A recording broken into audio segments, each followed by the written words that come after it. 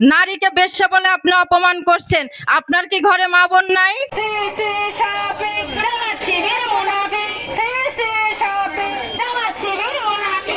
আজকে আমরা কোনো দলের পক্ষ থেকে আসিনি, এখানে আসছি আমাদের নারীদেরকে অপমান করার জন্য, আমাদের উদ্দেশ্য করে আমাদের খারাপ কথা বলার জন্য আজকে আমরা এখানে উপস্থিত হয়েছি। আজকে আমরা নারীরা আমরা একটা সুন্দর সুশৃঙ্খলভাবে বাঁচতে চাই।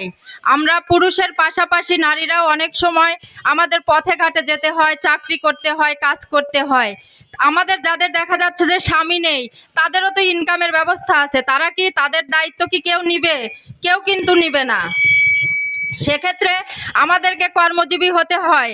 এর জন্য তো বলা যাবে না আমরা খারাপ, আমরা বেশ্যা, আমরা পতিতা, এগুলো কি বলা যাবে? তাহলে আমরা কর্মের জন্য কি আমরা আমাদের ইজ্জত বিক্রি করি? তাহলে কি এইভাবে আমাদেরকে উদ্দেশ্য করে শফিক যে কথা বলেছে, এটা আপনি মোটেও ঠিক করেননি। আমাদের নারীদেরকে আপনি যদি ইসলামিক একটা সংগঠন চালাতে পারেন, অবশ্যই আপনাকে ইসলামিক ভাবে দেশ চালাতে হবে, ইসলামিক ভাবে নারীদেরকে সম্মান করার কথা বলা হয়েছে।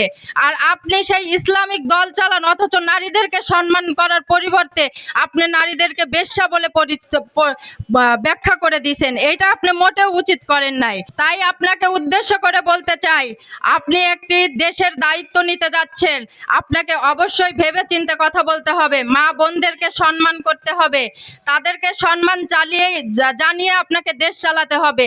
আপনি এখনই সেই দায়িত্ব নিতে পারতেছেন না, তাহলে আপনি দেশে একজন ক্ষমতা পাওয়ার পর আপনি কিভাবে দেশ চালাবেন? এটা আপনার কাছে আমাদের প্রশ্ন। নারীকে বেশ্যা বলে আপনি অপমান করছেন।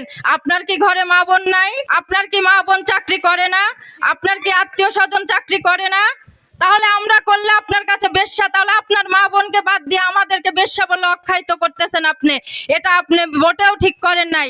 আপনার উদ্দেশ্যে বলতে চাই, আপনি অতি লম্বে আপনি আমাদের কাছে নারী সমাজের কাছে ক্ষমা চাইবেন এবং ইসলামিকভাবে নারীদেরকে সম্মান দেওয়ার চেষ্টা করবেন।